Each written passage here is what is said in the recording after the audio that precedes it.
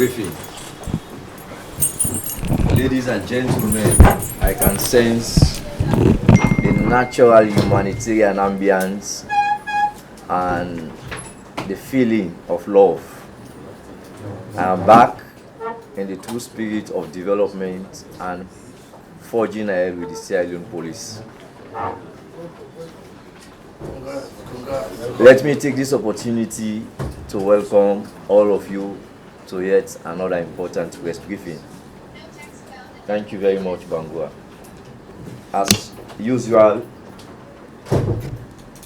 let us observe a minute of individual silence prayer in our individual faith.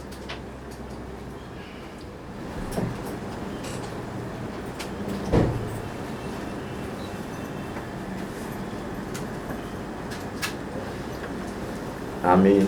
Amen. Of course, I am Superintendent Samuel Sayo Conte, Deputy Head, Community Relations Department. Of course, on my extreme left is Chief Inspector Abdulrahman Sanko, the Ops Officer in the Media Department, and you can see, of course, our Admin Officer at the flank there. Of course, Sub-Inspector Joseph Bangua, and very close at the door there is Chief Inspector Simeon T. Kagbo, and now to the center high table. On my extreme left, we have Detective Superintendent. He is the Operations Officer at the Criminal Investigations Department, Francis Levy. You are welcome, sir. And of course, very close to him is the head of the Criminal Investigations Department at CID. He is no less a person but Assistant Commissioner of Police, RPG Roberts. You are welcome, sir. And very close to my right is our able Commissioner of Police, is the Regional Commander, Freetown East, Mr. Francis Hazley. You are welcome, sir. And of course, I will take the honors in terms of courtesy and dignity to skip the individual who is going to steer this all-important program for the moment. I'll go far on my extreme right.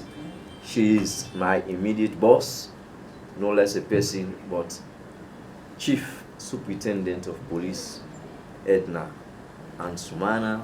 She is the head of the Community Relations Department. And of course, the individual who is going to steer this all-important press conference is no less a person but our able, astute and dynamic Commissioner is presently the Regional Commander, Freetown West, Mr.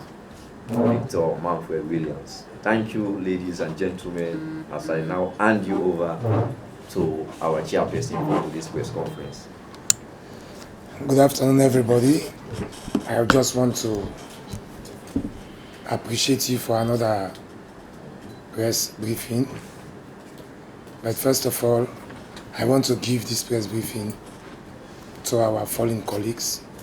At least let's have a minute of silence so that we can respect them. Let's all stand.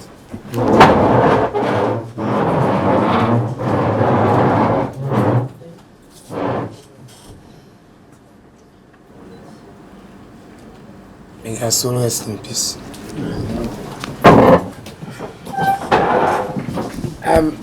I believe since our last press briefing, a lot of things have happened, and we have had difficult times.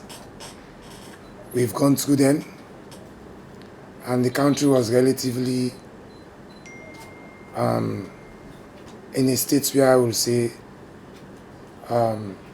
unrest. And by God's grace, we overcome it. We have overcome it through the help of the MACP. And presently, the security situation is presently stable.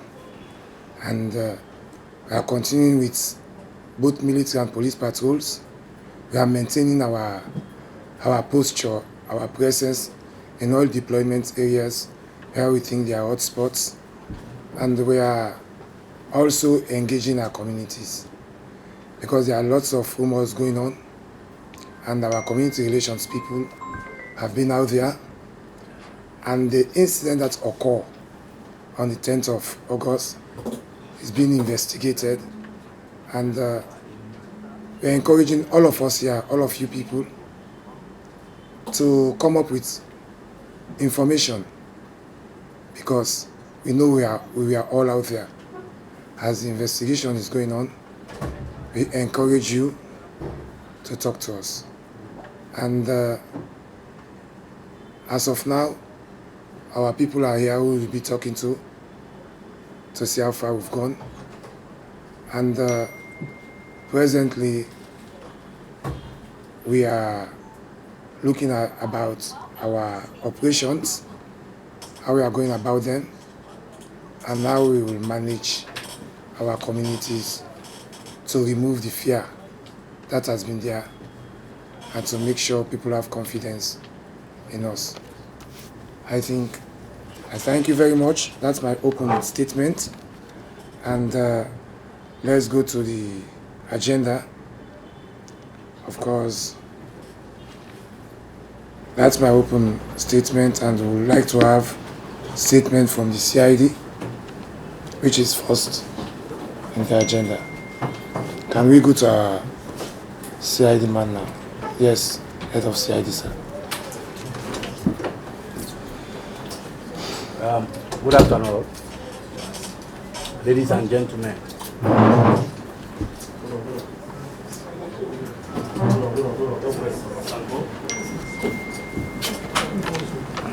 I think we are here to just give a very brief update on the situation around, especially bordering on the investigations.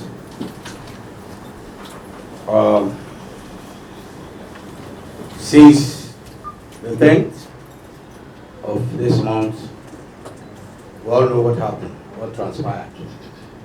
Within that time to now, we have some people arrested, and the investigation is still ongoing. And we've gone to a certain extent that the classifications of offenses have been made, and some people have been released, and we are still on that process.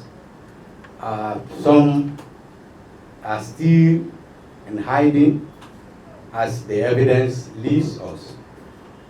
So I can tell you that a number of 133 have been unconditionally released. This is to tell you that not all that were arrested will be charged for any offense. That is the reason or the essence of investigation. You need to investigate, prove the evidence, the involvement. Until that is done, then you can't prefer any charges.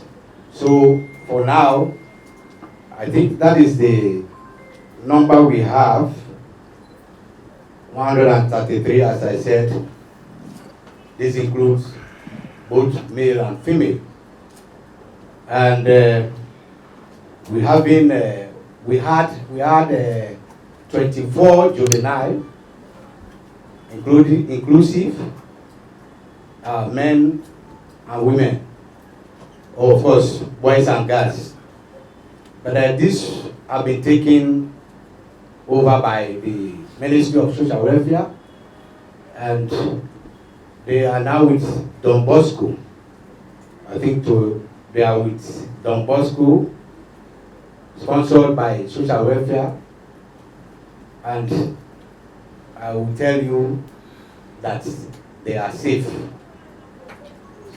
Yes, even though we have some of them who were actually involved in the activities, some were even looting. We have video clips of that evidence that some even we had sticks beating up dead bodies.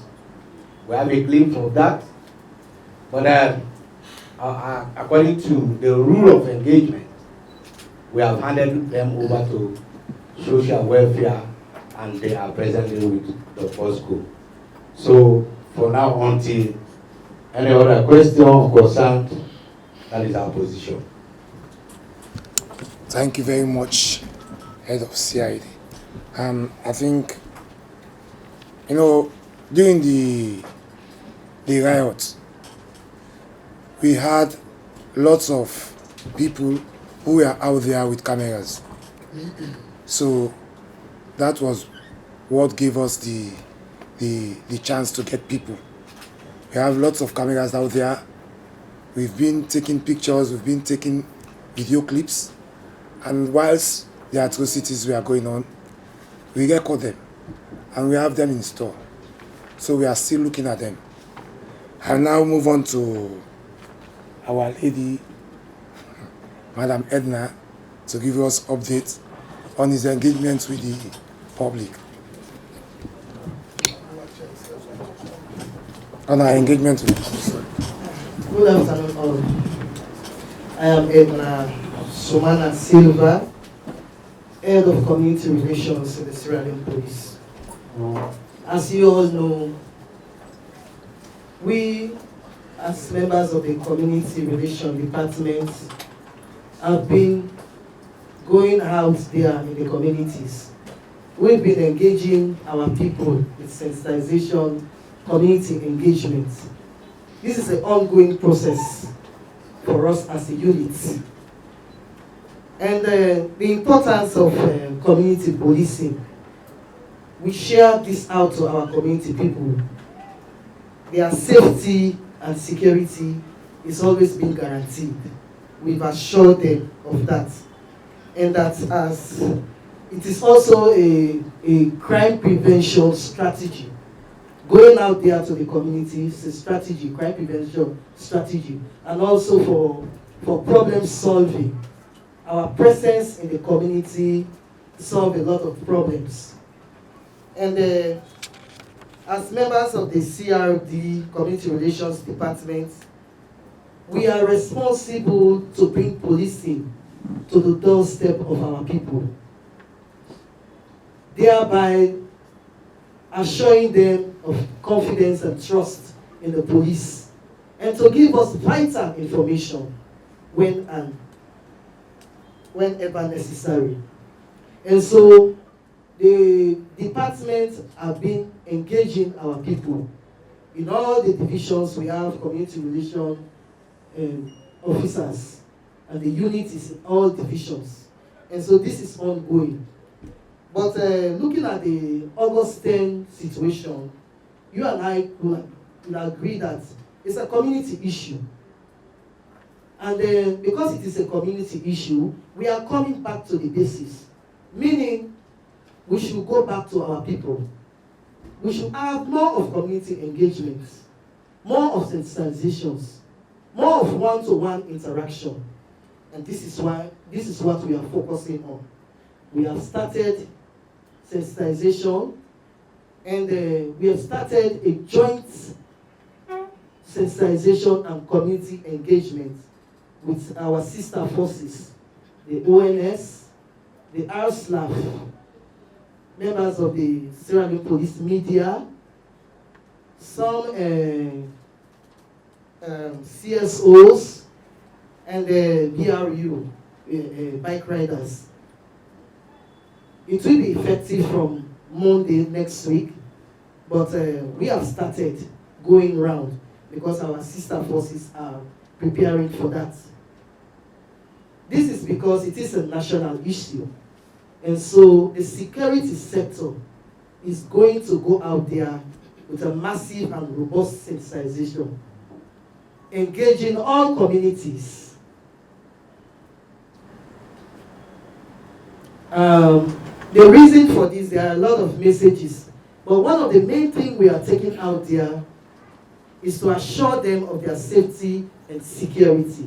But apart from that, our people have been engaged so much in this social media thing. So much so that they have confidence in what they see in social media rather than the national media of stations, the AYV, SLBC. They don't listen to these things. What they see in the social media is what they take. And there is so much misinformation, disinformation, incitement, and other things. So these are the messages we are going to take as a joint force, as a sector, a security sector, to our people. And this will be effective from next week. Equally, we are working with the local policing partnership board. It's our baby, and we are trying to revamp that organization because most people in the local policing partnership board, most members, have migrated into politics.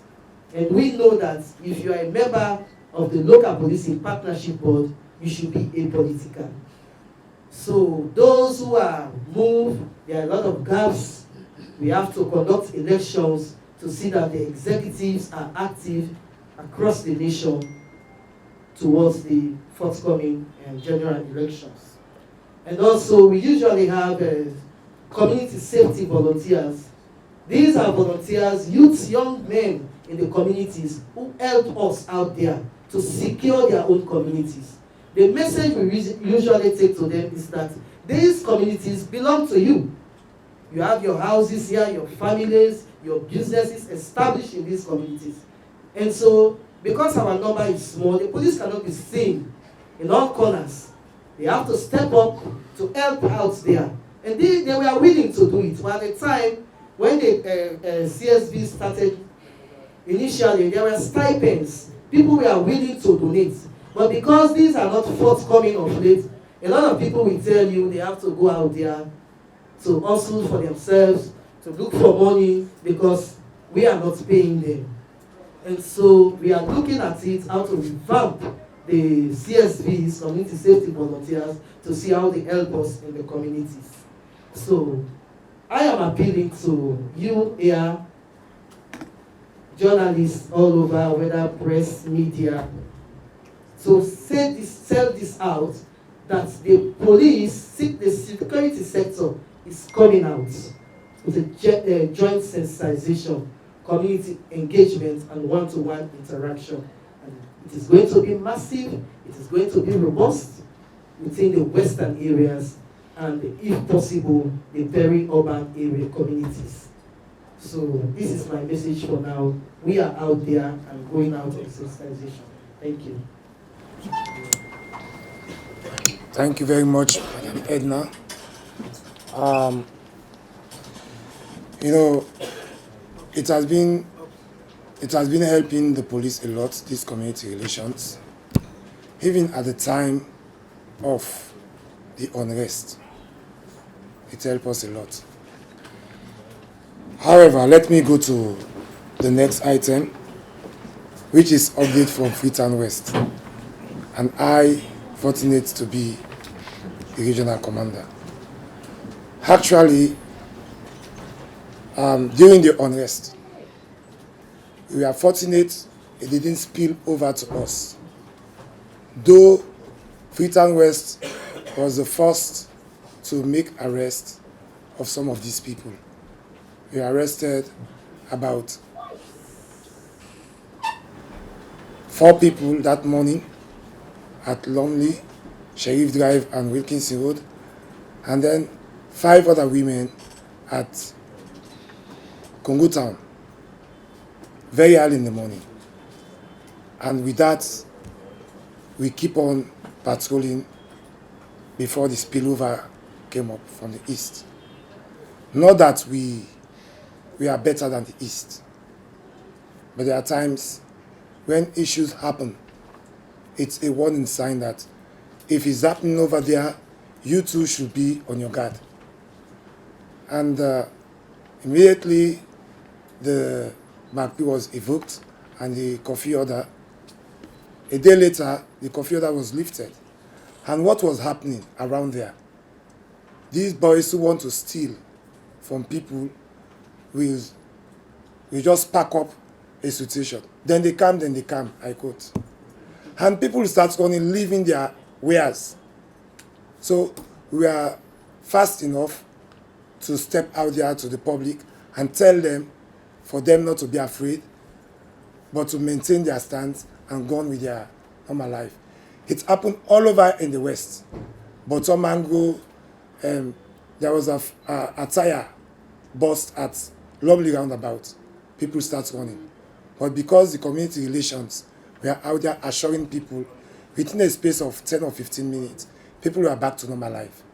It was happening all over the West because people want to cause disruption so that they can steal or loot from people's shop. So in that light, the community relations have been doing a lot. And actually within all this issue, thieves couldn't sit back. At Angola, we have about 2 robberies. The first one and then the second one, 2 people were arrested. They are now under investigation at Lumley. So the patrols are ongoing. Police and military are patrolling all through the night. We have our checkpoints out there.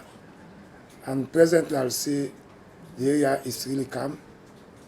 I think Freetown as a whole is relatively calm and quiet. Though people are bent on causing unrest, but we are still monitoring them. And we want to ask you also to go out there and tell people that let them don't listen to them say, or then they come. Because no one is coming, but they are running. So let's pass on to them the assurance. Let's assure them out there. You be our mouthpiece also. So at this stage, I want to call upon my colleague, Commissioner Aisley, to give us update for the Freetown East. Good afternoon. People call me Francis Hazley. I am the regional commander of Freetown East. And when my brother was talking, he sidelined my region on grounds that he is living in a safer heaven, and all the troubles and gubalas are from that side. Really, when you look at the 2 regions, it is like we are in one of these provincial towns. When you look at what is happening in the Freetown East, you will be surprised to know that we are part of the western area. But the behavior of our people at that end depicts another thing. Well, we all know what happened. The rumors, the D-Day, the 10th and 11th, we all know what happened. My end was no good area. But we have to brave through. We survived. Although some of our brothers were brutally massacred. Up to this point I am talking, I am with a heavy heart. You know, somebody in uniform, the only offense they committed was because they wear this blue jacket or the OSC fatigue. That was the only offense they committed. And in seeing them in that SLP attire, the youth were mad. Attacking them, drag them, taking blocks, machetes, sticks, and pelted it on those officers as if they were just dogs or bad animals. But the trigger was full on that day. We've seen it all. But I want to tell the House that assurance patrols are being conducted, and we are working alongside our counterpart in RSLAF. Checkpoints are being manned to just give assurance to you guys that no mercy has returned. 247, we are out here. No mercy has returned to my end. Patrols are being conducted, like I said, but it was not easy. And up to date, we are still on it. Some of our police stations and posts were vandalized, some were burnt down, but luck is on our side. Few arrests have been made. The most recent was one young man who was part of the team that vandalized the PW police post. Well, they assisted us in filming themselves, sending it to the social media. We've gathered all these photos and films. Our cyber unit in the SLP are working on it. So he ran out of luck. He went to the station at Crosswood and he was spotted. He was brought before me. He was the one who took the pot, a big pot, that was used to cook for our officers. He answered, he said, yes, I took the pot, but I only took it to go and safeguard it for the police. I said, well, why didn't you return it? He said, no, I was waiting for them to ask me. You know, he was talking to me with all confidence, and that he will assist us in naming the others. At first he denied, but seeing himself demonstrating, he says, that is me carrying the pot. I used to go to the post. They are my friends. So when I saw others carrying away with properties, I told them this was the pot they used to cook for us. So I took it home. I kept it for the police. But he's helping us with the investigation. Like I said, joint checkpoints are being manned.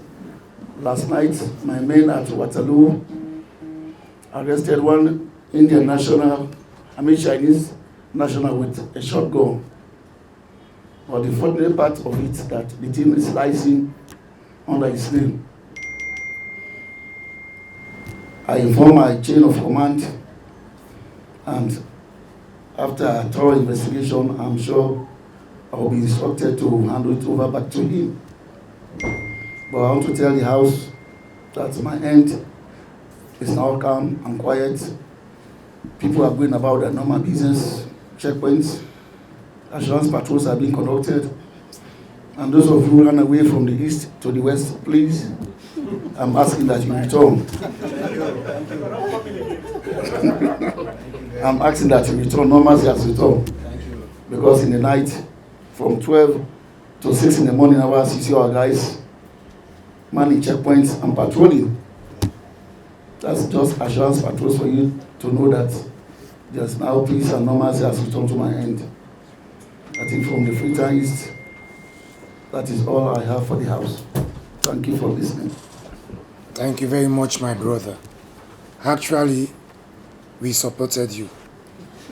And we are watching each other's back. Yeah. And policing everywhere is the same. It's unfortunate. But I want to assure all of us that, please, if you have an information, pass it on. We won't expose anybody passing information to us. But let also the public know that the cameras were out there and we have those clips. And people can't run away from their skin. We are not persecuting people, or will get you to prosecute you. And, well, we'll move on. We want to call Mr. Duati, BF Koma, from Fayandi Communications, to make a short statement from the civil society. Yeah.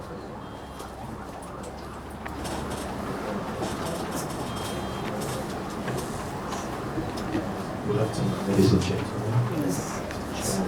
In your business. At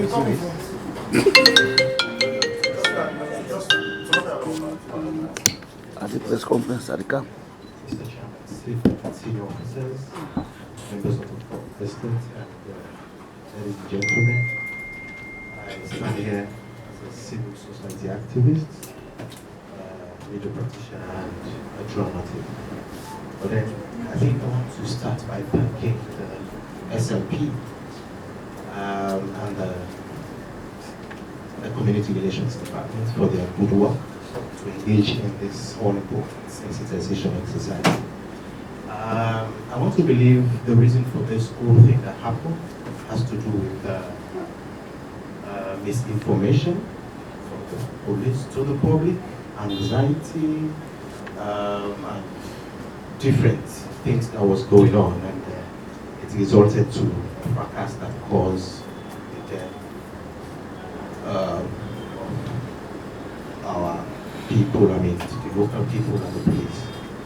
I want to believe one important thing that we need to focus on now, but before, I think I said it Press conference, at the press conference. I was asking the police to really, I think in a media meeting, it was a media press conference. I was there, who can remember. I was suggesting that a thorough sensitization undertaken by the SLP. The reason for that is because it is absolutely necessary to bridge the gap between the police and the public to the police because of many reasons. Before even this fracas happened. But then I think they were working on it. We started something, and now, well, what has happened has happened. So what we need to do here now is to focus on a proper and perfect sensitization exercise. I think I want to commend the Community Relations Department, and I want to suggest that let it be an informal way of communicating with different people, the police and the public in different communities.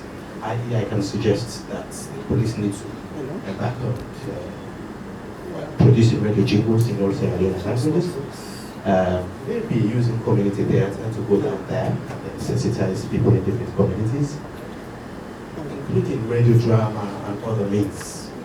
Just to soften the ground and the minds of people, and not only to sensitize, but to conscientize them and to raise awareness and believe by so doing we'll have a peaceful environment before, during, and after the elections. Thank you. But before I sit, I think we managed to do a lot of things. On behalf of Fire and Communications team, I don't know if you don't mind to listen to it. It's a short jingle. We want comment from you. We did it for the SLP, and then please give me a chance to just.